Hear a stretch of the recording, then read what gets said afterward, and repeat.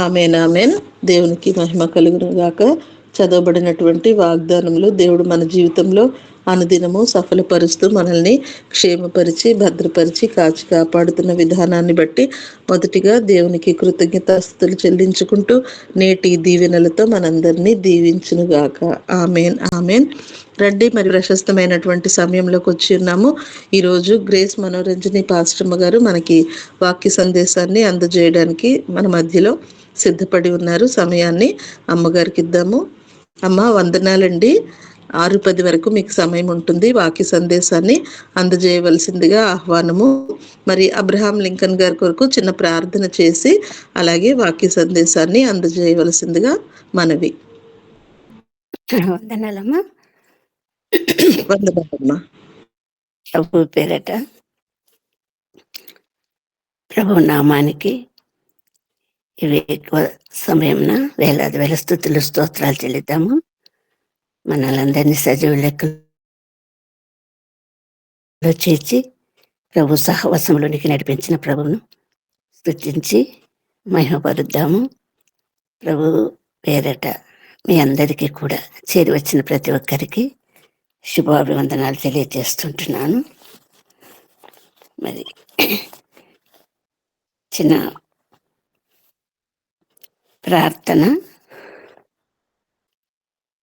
అంతకు ముందుగా మొదట ఈరోజు ఏర్పాటు చేయబడినటువంటి పాఠ్యభాగము మొదటి సమూయేలు 16వ అధ్యాయము 12వ వచనము. మొదటి సమూయేలు 16వ అధ్యాయము 12వ వచనము నేను చదువుతాను. నేను కోరుకున్నవాడు ఇతడే, నీవు లేచి వాడిని అభిషేకించమని సెలవేయగా తైలపు కొమ్మును తీసుకొని వాని సహోదరుల ఎదుట వానికి అభిషేకం చేశాను. ఆత్మబలంతో నింపబడిన వాడు ఆయన దావీదు. మరి వాక్య భాగంలోనికి ధ్యానంలోనికి వెళ్ళకముందు మన మధ్య జాన్సన్ గారు ఉంటున్నారు. వచ్చిన పాట పాడి ప్రార్థన చేసినాక మరి వాక్యంలోనికి వెళ్తాం. అందరికీ వందనములండి. నేను కూడా ఉన్నానయ్యా, నన్ను వాడుకో యేసయ్యా. నేను కూడా ఉన్నానయ్యా, నన్ను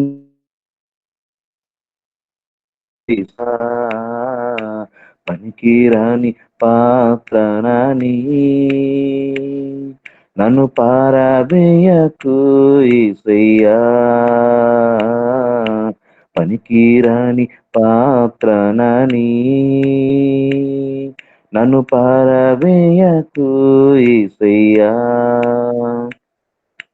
మోసే యెహోవాను పిలిచావు, ఏలియా ఎలీసాలను నిలిపావు. మోసే యెహోవాను పిలిచావు, ఏలియా ఎలీసాలను నిలిపావు. పేతురు యోహాను యాకోబులను, పేతురు యోహాను యాకోబులను అభిషేకించి వాడుకున్నావు, అభిషేకించి వాడుకున్నావు. నేను కూడా ఉన్నానయ్యా,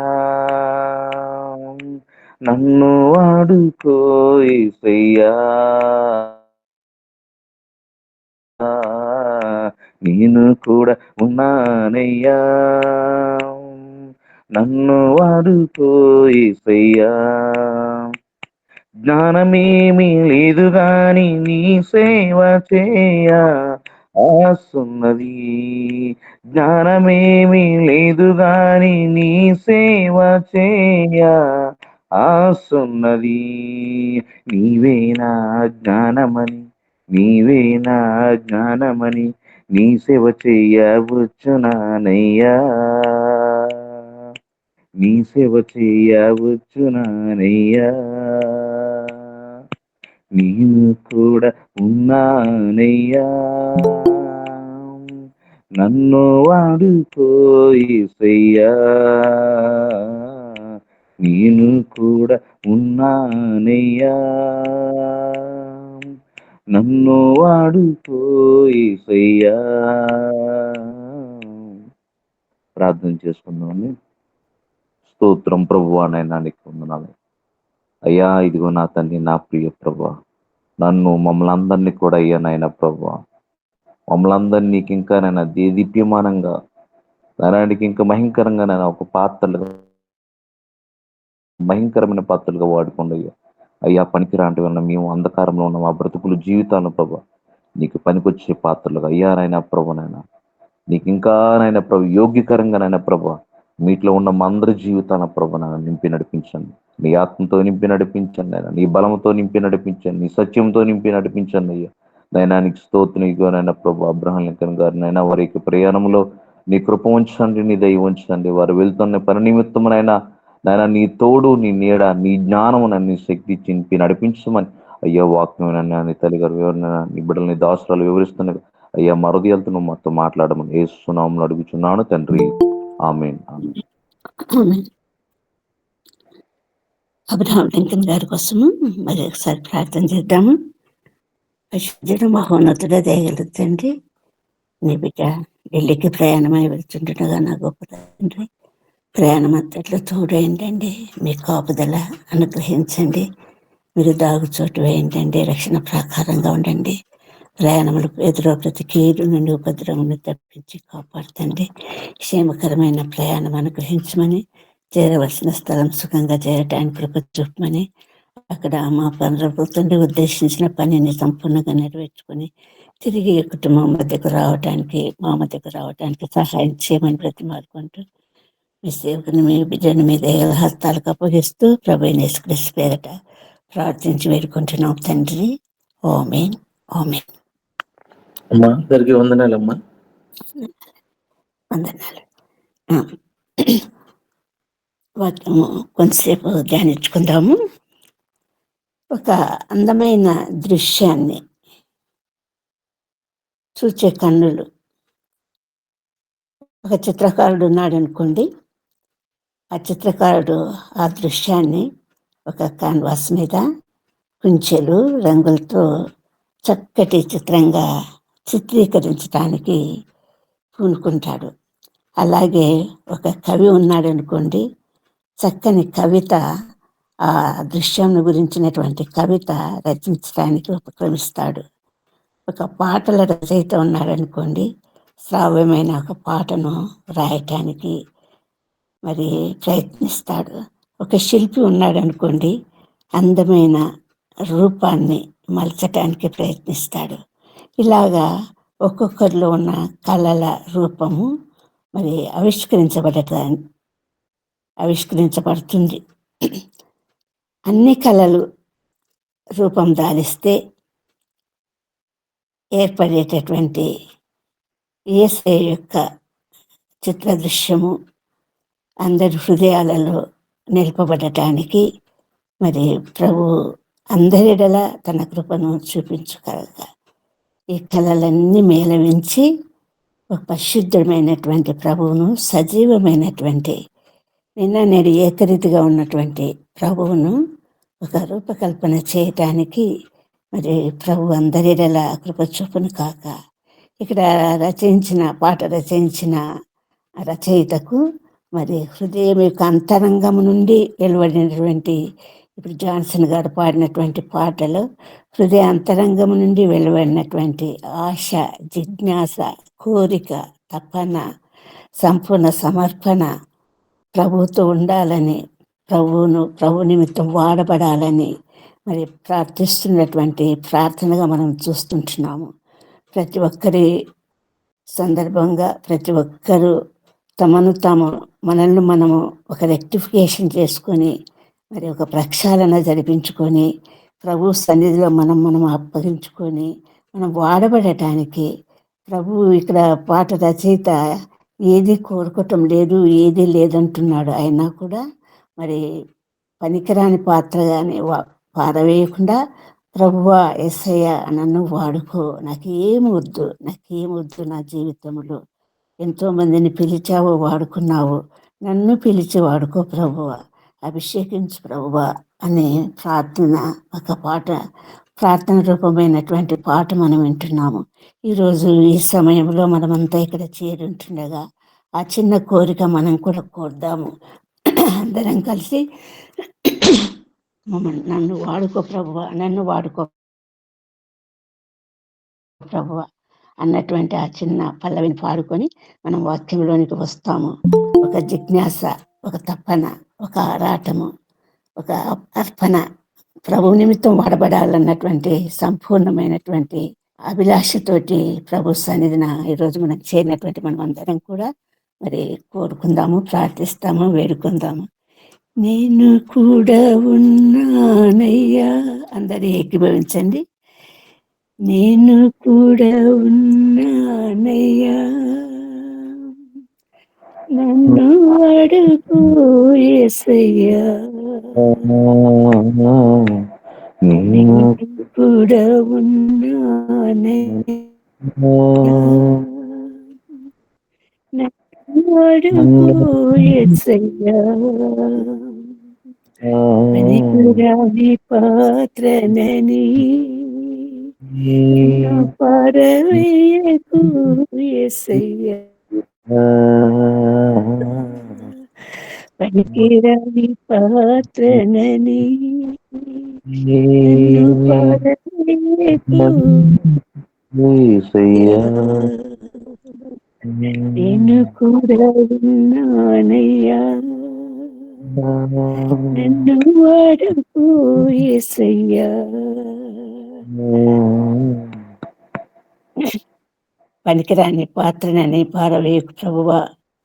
మరి ఒక భక్తుని యొక్క పాట, పొంగిపరుల పాత్రగా నన్ను నింపు ప్రభువా.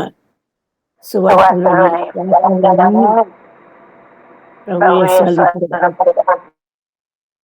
సాక్షిగా నుండి పాత్రగా నన్ను నింపు ప్రభువా అన్నటువంటి ప్రార్థన కూడా మనం పాట రూపమైన ప్రార్థన కూడా వింటున్నాము.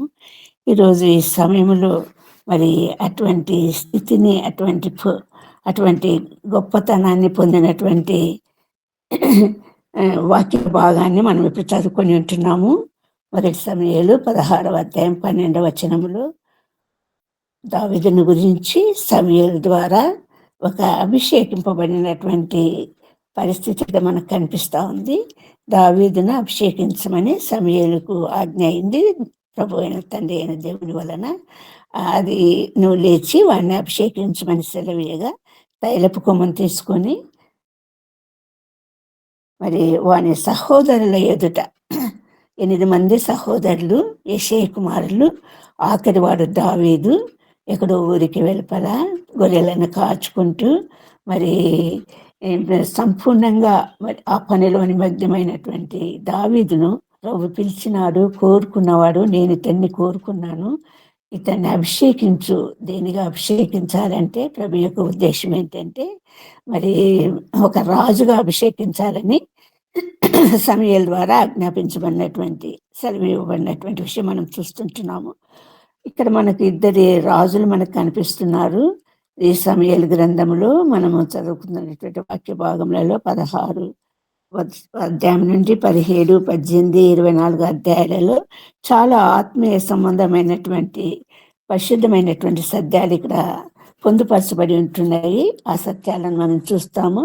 మరి ఇక్కడ 2 రాజులు మనకు కనపడుతున్నారు, అభిషేకించబడినటువంటి రాజులుగా. ఒకరు ఆల్రెడీ సౌలు రాజుగా, ఇశ్రాయేలీల మీద రాజుగా అభిషేకింపబడినటువంటి పరిస్థితి.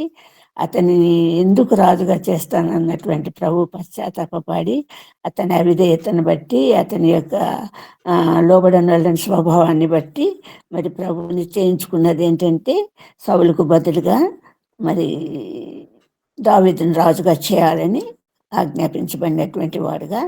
మరి అందరి సహోదరుల మధ్య అతనికంటే పెద్దవాడైన 7 మంది సహోదరులు ఉంటుండగా వారందరినీ వదిలేసి దావీదును ఆత్మచేత నింపబడినటువంటి దావీదుగా, అభిషేకింపబడినటువంటి దావీదుగా మనం ఇక్కడ చూస్తుంటున్నాము. మరి ఈ సందర్భముగా మరి దావీదుకు సౌలుకు కలిగినటువంటి తేడాలు, ఇద్దరు అభిషేకింపబడినారు, కానీ వారి యొక్క మనోభావాలు లేకపోతే వారి యొక్క ప్రవర్తన, వారి యొక్క ఉద్దేశాలు ఎలాగున్నాయి. దావీదు మరి ముఖ్యంగా ఈరోజు మనము ధ్యానించబోయే అంశము దావీదు ఎలా దేవుని చేత అభిషేకించబడినటువంటి దావీదు మరి ఏం కోరుకున్నాడు, ఎలా తనను తాను సమీక్షించుకున్నాడు, లేకపోతే రెక్టిఫై చేసుకుంటున్నాడు, ఏ విధంగా ప్రభు కోరుకున్నటువంటి ఒక రాజుగా అక్కడ ప్రభు ఏ ఉద్దేశంతో అభిషేకించాడో, యెహోవా దేవుడు ఏ ఉద్దేశంతో అభిషేకించాడో ఆ ఉద్దేశము నెరవేర్చబడినట్టుగా తను తాను తగ్గించుకున్నటువంటి దావీదుని మనం ఇక్కడ చూస్తుంటున్నాము. ఈరోజు అటువంటి దావీదు స్వభావం కలిగినటువంటి వారుగా, మనల్ని మనం తగ్గించుకున్నటువంటి వారుగా, ప్రభు సేవలో ముందుకు సాగే వారంగా, మరి పేరు ప్రఖ్యాతులు గడించాలన్నటువంటి విషయంగా కాదు, కానీ ప్రభు నువ్వు నాకు ఉంటే చాలు ప్రభువా, నన్ను సంపూర్ణంగా మరి నీ కోసం వాడుకో, నీ నిమిత్తం వాడుకో, నీ ఘనత నిమిత్తము, నీ ప్రభావం నిమిత్తము, నీ నీ మహిమ నిమిత్తం నన్ను వాడుకో అన్నటువంటి ఒక హృదయాభిలాషను మరి దావీదు కనపరిచి ఉంటున్నాడు, మరి పొందుపరిచి ఉంటున్నాడు, తెలియచేసి ఉంటున్నాడు, ఒక మార్గాన్ని చూపించి ఉంటున్నాడు. ప్రభు నిమిత్తం వాడబడవలసినటువంటి వారు ఎటువంటి హృదయం కలిగినటువంటి వారుగా ఉండాలి అని దావీదు దేవునికి హృదయానుసారుడుగా మరి ప్రభు ఎన్నుకున్నాడు, తలంచినాడు. మరి తనకు ఇష్టమైనటువంటి వాడుగా దావీదును అభివర్ణించినటువంటి ప్రభును మనం ఇక్కడ చూస్తుంటున్నాము. మరి ఈ సందర్భంగా మరి దావీదుని గురించి కొన్ని ముఖ్యమైన అంశాలకు వస్తే, యెహోవా చేత అభిషేకించబడాలన్నటువంటి ఒక ఒక విషయాన్ని ప్రభు సమూయేలుకు తెలియజేయటం ద్వారా సమూయేలు ముందుకు వచ్చినటువంటి విషయం మనము 16వ అధ్యాయంలో చూస్తుంటున్నాము. ఇందులో మనకు తెలియజేయబడుతున్నటువంటి అంశాలన్నీ కూడా ఎందుకు ప్రభు దావీదును ఎన్నుకున్నాడు అన్న విషయమే కాకుండా, దావీదు విషయంలో దేవుని ఆత్మ చేత ఎప్పుడైతే అభిషేకింపబడినాడో అప్పుడు దేవుని ఆత్మ చేత నింపబడినటువంటి దావీదును మనం ఇక్కడ చూస్తుంటున్నాము. మరి దావీదును ఏర్పరచుకున్న విధానము, మరి సైన్యంలో ప్రవేశించిన విధానము ఇక్కడ వ్రాయబడి ఉంది. దావీదు తండ్రి చేత పంపబడినప్పుడు మనం 16వ అధ్యాయంలోని ముఖ్య అంశాలను చూస్తుంటున్నాము. దావీదు ప్రభు చేత తండ్రి చేత రాజెద్దకు పంపబడినప్పుడు కానుకలు తీసుకొని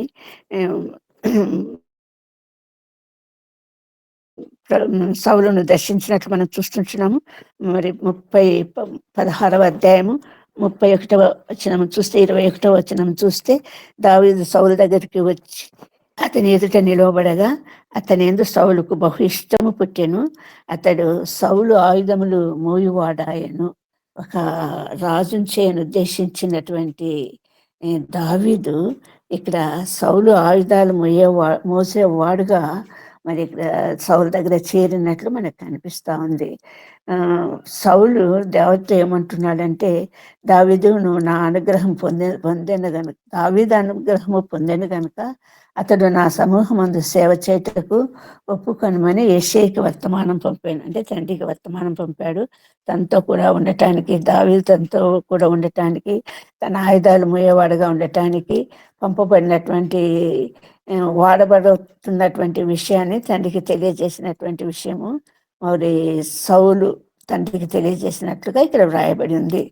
కాకపోతే ఇక్కడ ఒక ప్రత్యేకమైనటువంటి విషయం ఏంటంటే, ఒక కళ లేకపోతే ఒక తలాంతు, దావీదుకి ఇవ్వబడినటువంటి తలాంతు ఏంటంటే సితారా చక్కగా వాయించటము. ఆ సితార వాయించినప్పుడల్లా మరి సౌలుకున్నటువంటి బలహీనత ఏంటంటే అప్పుడప్పుడు దురాత్మ ఆవహించటం మనం చూస్తుంటున్నాము. ఈ దురాత్మ ఆవహించినప్పుడు మరి దావీదు సితార వాయిస్తే ఆ దురాత్మ వదిలిపోయినటువంటి విషయంగా మనం కనిపిస్తూ ఉంటున్నది. మరి ఇక్కడ దావీదుని గురించినటువంటి అతి ప్రాధాన్యత కలిగినటువంటి విషయం ఏంటంటే, దావీదు గొల్యాతును చంపడం మనకందరికీ తెలిసిన విషయమే. కాకపోతే అక్కడ దావీదు గొల్యాతును చంపటానికి అవలంబించినటువంటి మార్గము చాలా ముఖ్యమైనది. తన దేవుణ్ణి ఘనపరిచేవాడిగా, దేవుణ్ణి మహిమపరిచేవాడిగా, తన దేవుడు శక్తిమంతుడైనటువంటి వాడుగా అక్కడ చూపించటానికి దావీదు ప్రతి ప్రతి విషయంలో కూడా దేవునికి ఒక ప్రాధాన్యత ఇచ్చినటువంటి దావీదును మనం చూస్తుంటున్నాము. గొల్యాతు యొక్క సవాలు ఏంటంటే, ఇశ్రాయేలు జనాంగములో ఒక్కరు మాత్రం వచ్చి గొల్యాతుతో పోరాడాలని. అలా పోరాడిన సమయంలో గొల్యాతు గెలిస్తే ఇశ్రాయేల్ జనమంతా తమకు దాసులు కావాలని, ఫిలిస్తీన్లకు దాసులు కావాలని, ఇశ్రాయేలు గెలిస్తే ఫిలిస్తీన్లు వీరికి దాసులు కావాలన్నటువంటి ఒక ఉన్నటువంటి గొల్యాతును మనము చూస్తుంటున్నాము. దావీదు యొక్క ఉద్దేశము, లేకపోతే దావీదు యొక్క సంపూర్ణమైనటువంటి నమ్మకము, లేకపోతే దావీదు సంపూర్ణమైనటువంటి దేవునికి అప్పగించుకున్నటువంటి విధానంగా మనం గమనిస్తున్నటువంటి విషయం ఏంటంటే, ఈ సున్నతి లేని మనిషి ఇశ్రాయేలుకు దేవుడు కలిగినటువంటి ఇశ్రాయేలు జనాంగాన్ని, సర్వశక్తిమంతుడైన దేవుడు తమకు కాగలిగినటువంటి ఇశ్రాయేలు జనాంగాన్ని మరి సవాలు విసరటమా, జయించడానికి సవాలు విసరటమా అన్నటువంటి, అంటే ఎట్టి పరిస్థితుల్లోనూ అలాంటి అసంభవము అని, గొల్యాతు యొక్క సవాలు నెరవేరట అసంభవం అని దేవునికి ఒక సంపూర్ణమైనటువంటి ప్రాధాన్యత ఇస్తూ, ఘనపరుస్తూ, దేవునికి గొప్పదనము చెల్లిస్తూ దావీదు యొక్క ఆలోచనలు ఆ రీతిగా ఉంటున్నాయి. ఆ సవాలు విసిరినప్పుడల్లా అలా ఎన్ని రోజులు గొల్యాతు సవాలు విసురుతూ వచ్చాడంటే 40 దినాలు అలా సవాలు విసురుతూ వచ్చాడు.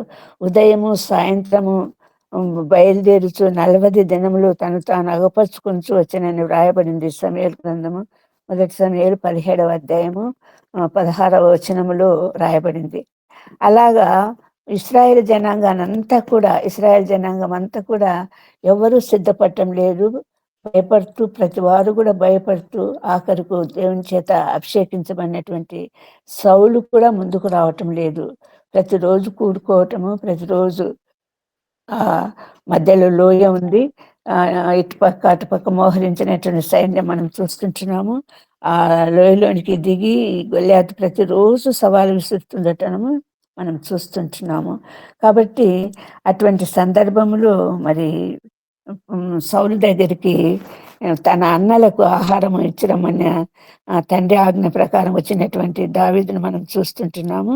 అటువంటి దావీదు ఇక్కడ మాట్లాడుతున్నటువంటి మాటలు ఏంటంటే, జీవంగల దేవుని సైన్యమును తిరస్కరించుటకు ఈ సున్నతి లేని ఐగుప్తీయుడు ఎంతటి వాడు అంటున్నాడు.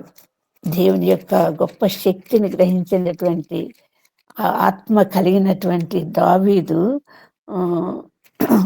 చెప్తున్నటువంటి విషయం ఏంటంటే, జీవంగల దేవుని సైన్యమును తిరస్కరించుటకు ఈ సున్నతి లేని ఫిలిష్తీయుడు ఎంతటి వాడు అని ఒక సంపూర్ణమైనటువంటి బలమైనటువంటి నమ్మకాన్ని తెలియజేస్తుంటున్నాడు.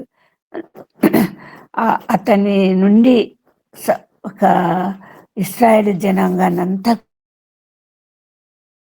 కూడా రక్షించటానికి, ఆ సవాల్ను మరి ఎదుర్కోవటానికి సిద్ధపడినటువంటి దావీదును చూస్తుంటున్నాము.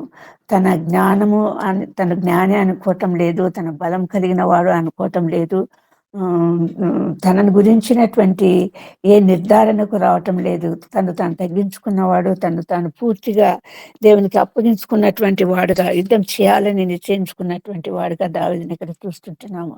అంతమంది జనము మోహరించి ఉంటుండగా, అంతమంది జనములో అంత గొప్ప బలాఢ్యుడైనటువంటి గొల్యాతును ఎదిరించటానికి, పోరాడటానికి, ఇశ్రాయేల్ జనానికి జయం సమకూర్చటానికి, గెలుపొందించటానికి పూనుకున్నటువంటి దావీదును మనం చూస్తుంటున్నాము. సౌలు దగ్గర దావీదు యొక్క అభిప్రాయము తెలుసుకున్నప్పుడు మరి సౌలు కూడా సమ్మతించిన వాడు కాగా తనకి ఎట్టి ఆయుధములు కానీ ఎట్టి యుద్ధం నుండి తాను రక్షించుకోవటానికి ఎట్టి కవచం కానీ ఎట్టి ఖడ్గం కానీ ఎట్టి ఈటె కానీ ఎట్టి శిరస్నానం కానీ ఆ దావీదు ఆశించటం లేదు. దేవుని యొక్క మహాబలమునందు మాత్రమే గురిపెట్టబడినటువంటి దావీదును మనం చూస్తుంటున్నాము. తాను తగ్గించుకున్నటువంటి దావీదును చూస్తుంటున్నాము. తాను దేవునికి అప్పగించుకున్నటువంటి దావీదును చూస్తుంటున్నాము. సంపూర్ణంగా కేవలము తను వేసుకున్నటువంటి దుస్తులతో మాత్రమే ఉపయోగించుకొని మరి ఎలాంటి ఖడ్గం లేకుండా గొల్యాతు ఖడ్గాన్ని చూస్తే ఈటెను చూస్తే ఓ సేవకుడు ఈటె మోసుకొని రాగా అంటే అంత బలమైన అంత పొడవైన ఈటెను మరి బల్యాన్ని కలిగి స్నానం కలిగి దాని యొక్క ఎత్తు ఎంత అని అక్కడ వ్రాయబడింది. అంత సంపూర్ణంగా సిద్ధపడినటువంటి ఒక గొల్యాతుని అక్కడ చూస్తుంటే శారీరకంగా ఏమాత్రము సిద్ధపడకుండానే దేవుని యొక్క గొప్ప ఆత్మబలం చేత నింపబడి ఆత్మబలం చేత సున్నతి లేని జనాంగం మీద జయము సాధించి దేవునికి గొప్ప మహిమ ఘనత ప్రభావము కలుగునట్లుగా దేవుని చేత అభిషేకించబడినటువంటి దావీదు కోరుకుంటున్నాడు. అందుకే ఎటువంటి సిద్ధపాటు లేకుండా ఒక ఖడ్గము చేతబూని దానికి పోయేవాడు. తాను సరి చేసుకుని తనకు ఎలాంటి విపత్తు ప్రాణహాని కలగకుండా జాగ్రత్తలు పడే అవసరం ఎంతైనా ఉంది దానికి పోయే ప్రతి వారికి కూడా. కానీ ఇక్కడ ప్రభు ఆత్మబలం చేత యుద్ధం చేయాలని ఫిలిష్తీయులను సంపూర్ణంగా తమ వశం చేసుకోవాలని ఇశ్రాయేలు జనాంగానికి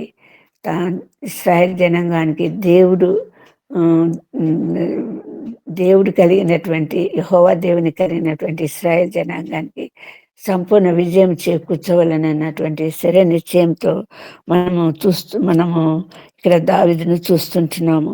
మరి ఆ దావీదు యొక్క సిద్ధపాటు అన్నది సంపూర్ణమైనటువంటి ఆత్మరీతి అయినటువంటి సిద్ధపాటుగా మనం చూస్తుంటున్నాము. ఇటువంటి దావీదు మరి యుద్ధం చేయటానికి పూనుకున్నటువంటి దావీదు సంపూర్ణంగా వాడుకున్నది, ఉపయోగించుకున్నది కేవలము ఒడిసెలు రాయి 5 రాళ్ళు మాత్రమే ఆ లోయలో ఉన్న రాళ్ళని వేరుకున్నటువంటి దావీదును మనం చూస్తుంటున్నాము. దావీదు ఎంతగా తగ్గించుకున్నాడంటే మరి ఒకానొక సందర్భంలో ఈ దావీదు గెలిచినట్లు గొల్యాతును చంపి మరి సంపూర్ణ విజయం సాధించినటువంటి దావీదు చంపాలన్నటువంటి ఉద్దేశం కలిగినటువంటి సౌలు నుండి తప్పించుకోవటానికి కేవలము గొల్యాతును చంపినందుకు ప్రజలందరూ కూడా సౌలుకు 1000 దావీదుకు 10,000 అన్నటువంటి ఒక సంపూర్ణమైనటువంటి ఒక ఆధిక్యత గౌరవాన్ని దావీదుకి ఇచ్చినందుకు ఎంత మాత్రము కూడా సహించలేనటువంటి సౌలు, రాజు అయింది సహించలేనటువంటి సౌలు మరి విషపు చూపు నిలిపి దావీదును చంపాలని ఉద్దేశించి ఉంటున్నటువంటి సందర్భాలు మనం చూస్తుంటున్నాము. అటువంటి సందర్భంలో కూడా దావీదు ఎలాంటి మనస్సును ప్రకటిస్తుంటున్నాడు. ఎందుకు దావీదు ప్రభువుకు తండ్రి అయిన దేవునికి హృదయానుసారుడైనాడు. ఎటువంటి హృదయము దావీదు కలిగి ఉంటున్నాడు. ఎటువంటి హృదయం దేవుడు మెచ్చేటటువంటి హృదయం ఎటువంటి హృదయము అన్నటువంటి విషయము మనకు దావీదు జీవితం ద్వారా తెలియచేయబడతా ఉంది. కేవలం ఒక కర్ర చేత పట్టుకొని ముందుకు సాగినటువంటి దావీదును మనం చూస్తుంటున్నాము. లోయలో ఉన్నటువంటి రాళ్ళను తీసుకొని ఒక వడిసెల రాయి ఉంచి విసిరిన దావీదును చూస్తుంటున్నాము. ఆ ఒక్క రాయి వలన నేలకూలినటువంటి గొల్యాతును చూస్తుంటున్నాము. సంపూర్ణ విజయం చేకూర్చినటువంటి దావీదును దావీదుని మనం చూస్తుంటున్నాము. ఇట్టి సందర్భంలో దావీదును ఎంతో ఘనపరిచి ఎంతో గొప్ప చేయాల్సినటువంటి సౌలు దావీదుని ఏం చేస్తున్నాడంటే చంపను ఉద్దేశించి ఉంటున్నాడు. ఆ పని మీదే ఉంటున్నటువంటి విషయము మనకు ఇక్కడ సమూయేలు గ్రంథంలో తెలియజేయబడతా ఉంది. మొదటి సమూయేలు గ్రంథంలో ఈ అధ్యాయాలన్నిట్లో కూడా మరి అనేక మార్లు సౌలు పౌలును చంపటానికి పూనుకున్నటువంటి సౌలును మనం చూస్తుంటున్నాము. దానిలో ఒక ప్రత్యేకమైనటువంటి అధ్యాయంగా మనము 24వ అధ్యాయం చూస్తే మొదటి సమూయేలు 24వ అధ్యాయంలో చూస్తే ఈ శ్రేష్టమైనటువంటి అంశాలు మనకు కనిపిస్తుంటున్నాయి. మరి సౌలును దావీదును తరుముతున్నటువంటి సౌలును మనము చూస్తుంటున్నాం 24వ అధ్యాయంలో.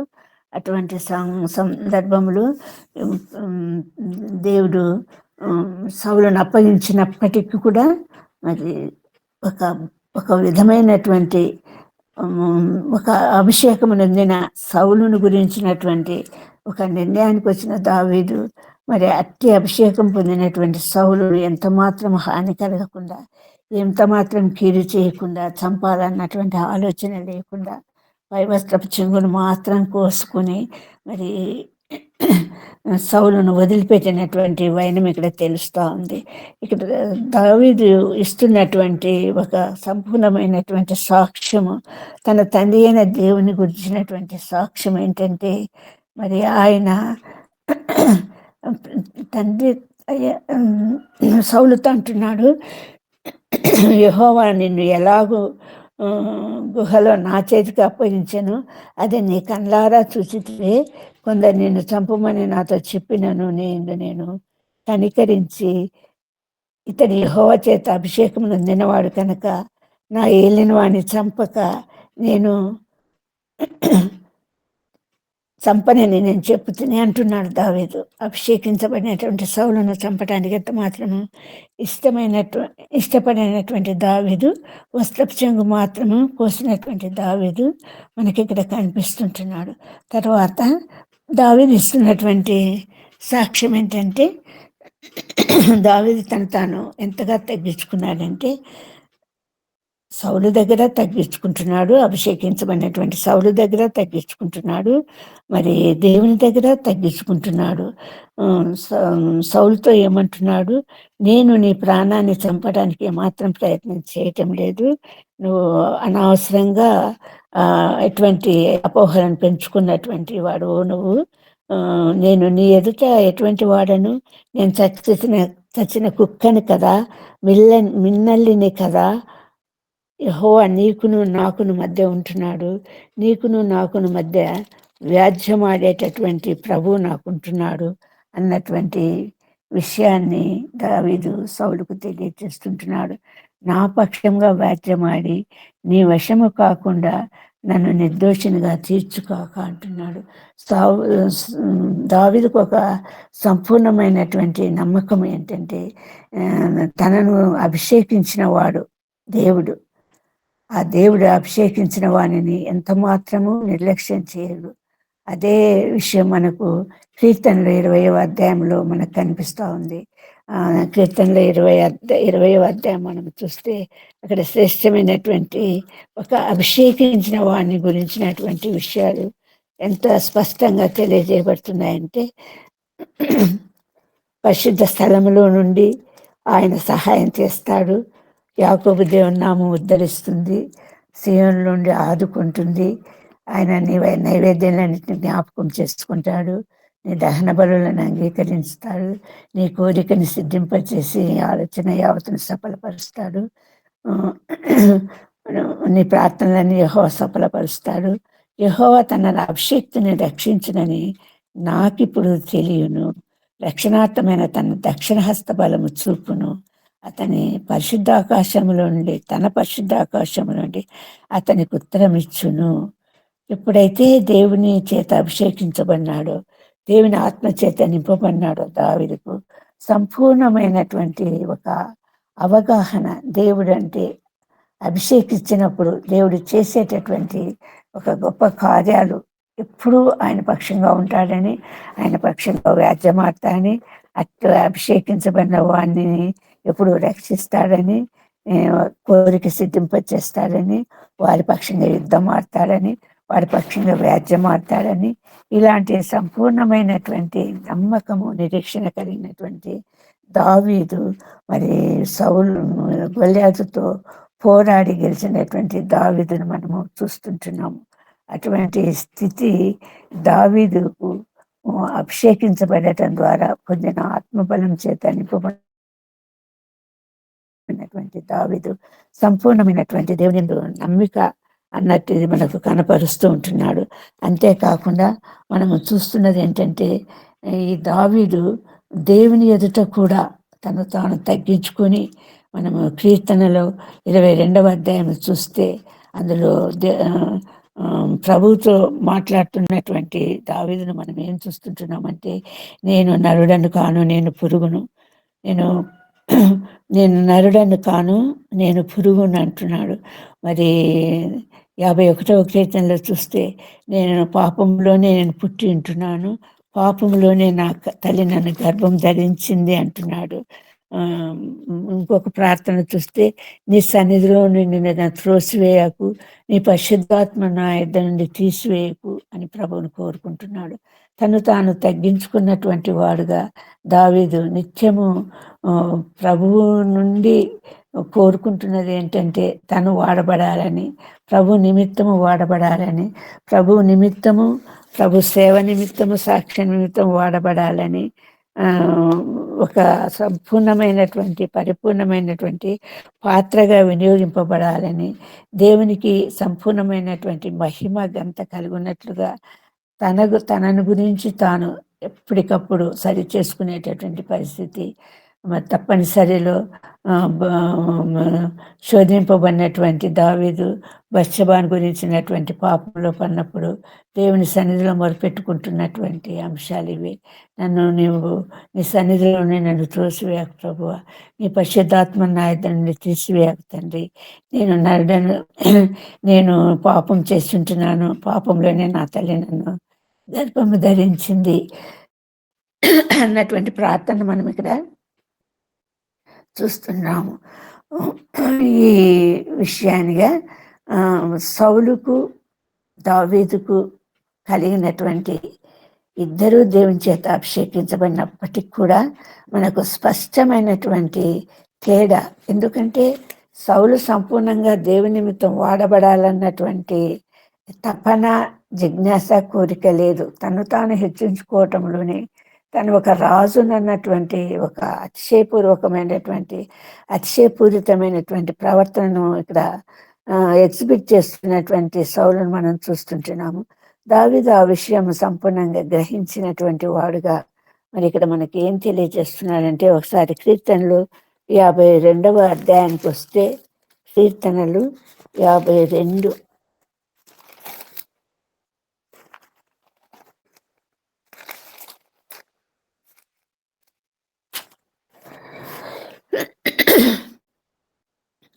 ఇక్కడ ఏం రాయబడిందంటే, దావీదు గురించినటువంటి విషయము, సౌలు వెంటబడుతుంటున్నాడు, చంపాలని ప్రయత్నం చేస్తుంటున్నాడు. అవకాశం కొరకు సైన్యంతో బయలుదేరినటువంటి సౌలును చూస్తుంటున్నాం ఇక్కడ ఈ 52వ కీర్తనలో. అటువంటి వాడిని గురించి అటువంటి ఒక అవగాహన, సౌలు ఎటువంటి వాడు అన్న సంపూర్ణమైనటువంటి అవగాహన కలిగినటువంటి దావీదు ఇక్కడ రచించిన తన కీర్తనలో తెలియజేస్తుంటున్నాడు. సౌలును సంబోధిస్తుంటున్నాడు, శూరుడా అంటున్నాడు. చేసిన కీడుని బట్టి నీవెందుకు అతిశయపరుచుంటున్నావు అంటున్నాడు. ఎవరిని ఉద్దేశించి అంటున్నాడు అంటే, సౌలును ఉద్దేశించి అంటున్నాడు దావీదు. ఈ కీర్తన రాసినటువంటి దావీదు సౌలుని గురించి, నువ్వు శూరుడా, నువ్వు శూరునివే కానీ నువ్వు కీడు చేయటానికి ప్రయత్నం చేస్తుంటున్నావు. నీ జనాంగాన్ని దేవుని చేత అభిషేకించబడిన నీవు ఇశ్రాయేలు జనాంగాన్ని, వాగ్దత్త జనాంగాన్ని రక్షించడానికి వారికి యుద్ధం ఆడవలసిన సమయం వచ్చినప్పుడు ఒక సవాల్ను అంగీకరించకుండా అటువంటి సవాల్ను అంగీకరించి విజయం చేకూర్చినటువంటి దావీదు మీద పగబట్టినటువంటి సౌలుని గురించి దావీదు రాస్తున్నటువంటి కీర్తన ఏంటుంది. ఒక అనుభవము, సంపూర్ణమైనటువంటి అనుభవము. దేవుని కృప నిత్యముండును అంటూ చెప్తూ, మోసం చేయవాడా అంటున్నాడు దావీదును. నీ నాలుక నాశనం చేయని ఉద్దేశించుతున్నది అంటున్నాడు. మేలు కంటే కీడు చేయట, నీతి పలుకుట కంటే అబద్ధం చెప్పుట నీకు ఇష్టం అంటున్నాడు సౌలుని గురించి. ఒక రాజుని గురించినటువంటి అవగాహన జనానికి అలా కలగటం అన్నది చాలా దురదృష్టకరము, చాలా హేయమైనటువంటి స్థితి. కపటమైన నాలుక కలవాడా అంటున్నాడు సౌలును. సదాకాలం దేవుడు నిన్ను ఖచ్చితంగా నలగగొడతాడు అంటున్నాడు. నీ గుడారంలో నుండి నిన్ను పెళ్ళగించును, త్రోసివేస్తాడు, పడగొడతాడు నిన్ను. ఆయన ఎటువంటి దేవుడు అంటే, సింహాసనం నుండి ధనవంతులను పడగొడుతూ సిద్ధీనులను తన సింహాసనం ఎక్కించేటటువంటి దేవుడు, గొప్ప దేవుడు అన్నటువంటి వాస్తవాన్ని అక్కడ కనిపిస్తుంటున్నాడు. నిన్ను పట్టుకొని నీ గుడారంలో నిన్ను పెళ్ళగించును, నీ గుడారం నీకు లేకుండా చేస్తాడంటున్నాడు. ఎందుకంటే దేవుడు మహారోషం కలిగినటువంటి దేవుడు. దేవుడు తన ఉద్దేశించిన కార్యము చేయలేనటువంటి పరిస్థితులలో మరి దేవునికి వ్యతిరేకంగా, విధేయతగా తన జీవితాలలో ముందుకు సాగేటటువంటి వారిని గురించినటువంటి ప్రవర్తన గురించినటువంటి అతి నిర్లక్ష్య ధోరణి, లేకపోతే ప్రభును హీనపరిచి, కించపరిచి, అవమానపరిచే ధోరణి వలన అటువంటి వారికి కలిగే కీడును గురించి దావీదు ఖచ్చితంగా ఇక్కడ మాట్లాడుతుంటున్నాడు. సౌలుని గురించే మాట్లాడుతున్నాడు. సజీవులున్న దేశంలోని నిర్మూలం చేయనంటున్నాడు. 52వ కీర్తనలోని ముఖ్యాంశాలు ఇవి. నీతిమంతులైతే వారు భయభక్తులు కలిగి, ఇక్కడ సౌలుని గురించి ఏమనుకుంటారని చెప్తున్నాడంటే, ఇదిగో దేవుని తనకు దుర్గంగా నుంచుకొనక, తన ధన సమృద్ధి అందరి నమ్మికరించి, తన చేటును బలపరుచుకొని వాడు వీడే అని చెప్పుకొంచు వాణిని చూసి నవ్వుదురు అంటున్నాడు. వాణిని చూసి నవ్వుదురు అంటున్నాడు. సౌలుని గురించినటువంటి ప్రజల అభిప్రాయం గురించి చెప్తున్నాడు. నేనైతే దేవుని మందిరంలో పచ్చని ఒలివ చెట్టు వలె ఉన్నాను అంటున్నాడు దావీదు. నిత్యము దేవుని కృపయందు నేను నమ్మికయించున్నాను అంటున్నాడు. అవును, దేవుని మందిరంలో పచ్చని ఒలివ చెట్టు. మరి దావీదు మొదటి కీర్తనలో చెప్పబడినట్టుగా పాపులు, దుష్టులు, దుర్మార్గులు అంతా కూడా గాలికి చెదరగొట్టు పొట్టు వలె ఉంటారు అంటే అని, నీతిమంతులు నీటి కాలువలో ఎవరైనా నాటబడినది ఆకు వాడక తన కాలం ముందు పరిమించే చెట్టు వల్లే ఉంటాడు అంటున్నాడు. అటువంటి 2 స్థితులు ఇక్కడ మనకు సౌలు గురించి, దావీదు గురించి తెలియజేయబడుతూ ఉంటున్నది. సౌలు ఎలాంటి వాడంటే పొట్టులాగా ఎగరగొట్టబడేటటువంటి సౌలు ఇక్కడ తెలియచేయబడుతూ ఉంటున్నాడు. దావీదైతే నిత్యము దేవుని మందిరం నిలిచే పచ్చని చెట్టు వలె ఉన్నాను అన్నటువంటి పరిపూర్ణమైనటువంటి నమ్మకాన్ని కనపరుస్తుంటున్నాడు. ఎందుకంటే దేవుడు ఇచ్చినటువంటి వాగ్దానం అది. అతడు నీటి కాలంలో ఎవరు నాటబడినది ఆకు వాడక తన కాలం ముందు ఫలమిచ్చే చెట్టు వలె ఉంటాడు అన్నటువంటి వాస్తవము.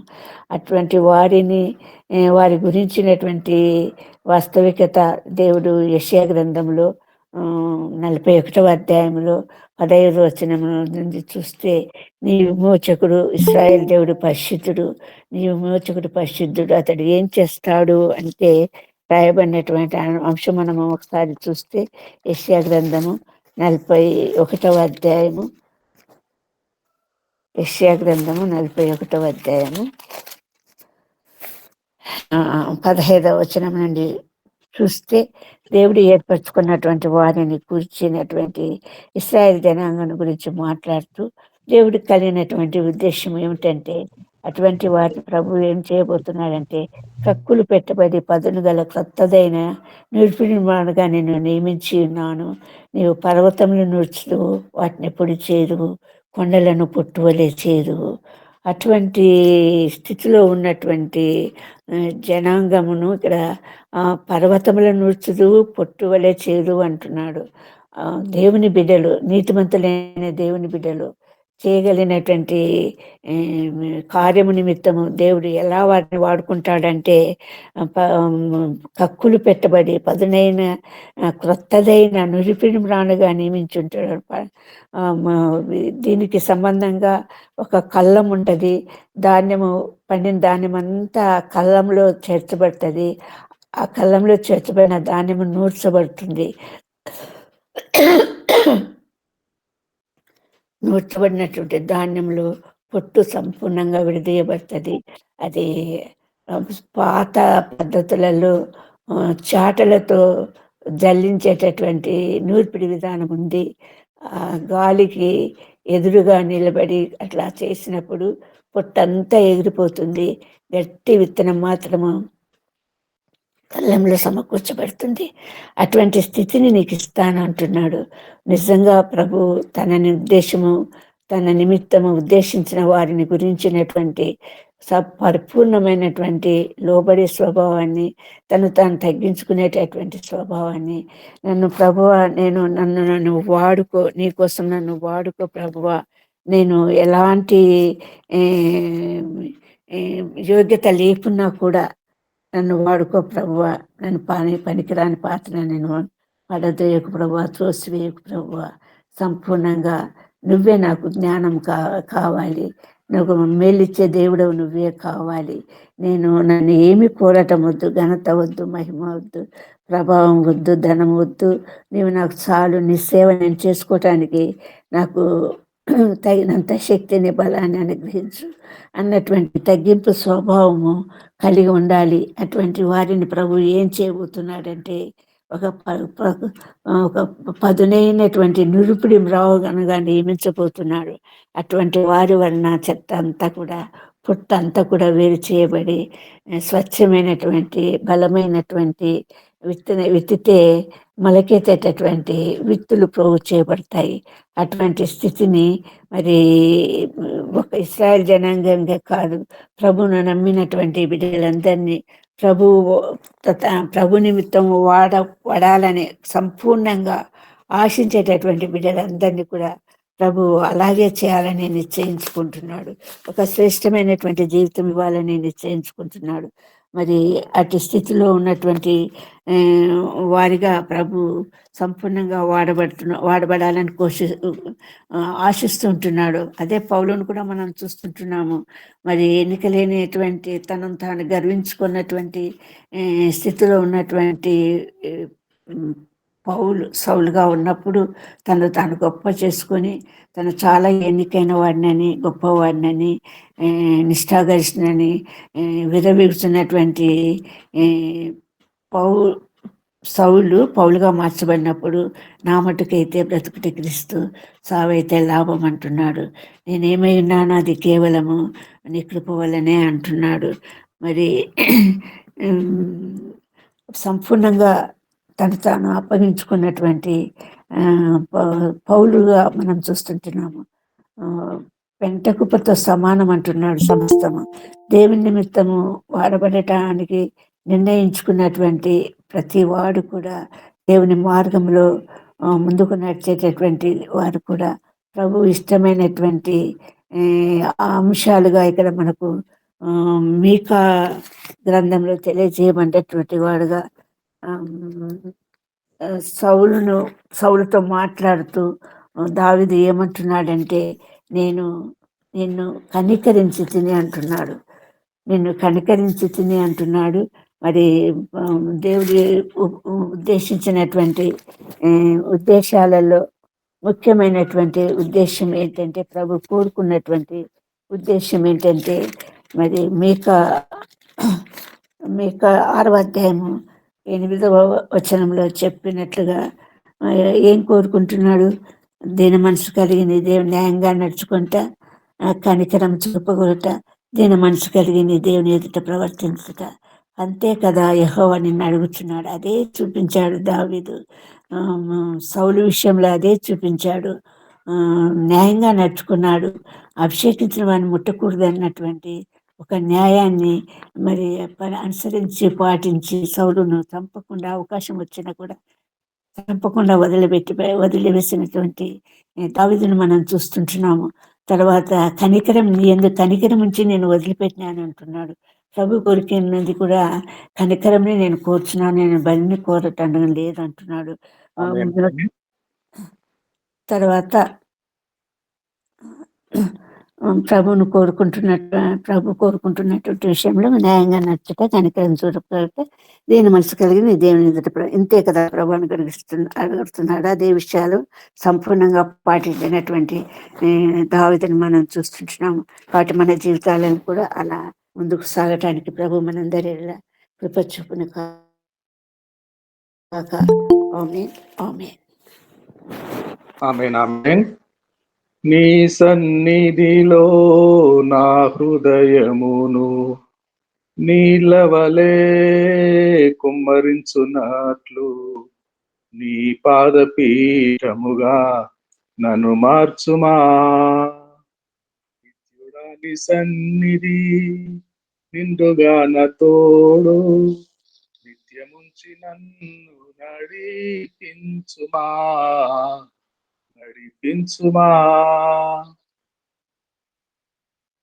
నాకు అత్యంత ఇష్టమైన సబ్జెక్ట్. దేవుని సేవకులందరికీ, సువార్త పని వారికి అందరికీ చాలా ఫేవరెట్ సబ్జెక్ట్. చక్కగా దావీదు పొందిన అభిషేకమును గురించి మనందరికీ వివరంతో కూడిన వాక్య సందేశం మనం విన్నాం. చాలా శ్రేష్టమైనది, అందరికీ ఉపయోగమైనది. దావీదు ఎటువంటి అభిషేకం కింద ఉన్నాడో, అభిషేకము పొందిన వారిని, దావీదు కంటే ముందుగా అభిషేకం పొందిన వారిని కనికరించి అవకాశం వచ్చినప్పటికీ వదిలివేసినట్టుగా, ఫిలిస్తీయుని సందర్భములో సున్నతి లేని ఈ ఫిలిస్తీయుడు ఎంతటి వాడు అని ప్రభు కొరకు రోషము కలిగిన, పౌరుషము కలిగిన దావీదు అభిషేకము, అట్టి అభిషేకము మనందరి మీద నిలుచునుగాక. అట్టి అభిషేకముతో దేవుడు మనను పిలుచుకున్నాడు, సువార్త పని కొరకు నియమించుకున్నాడు. అట్టి అభిషేకము కలవారమై నిరంతరము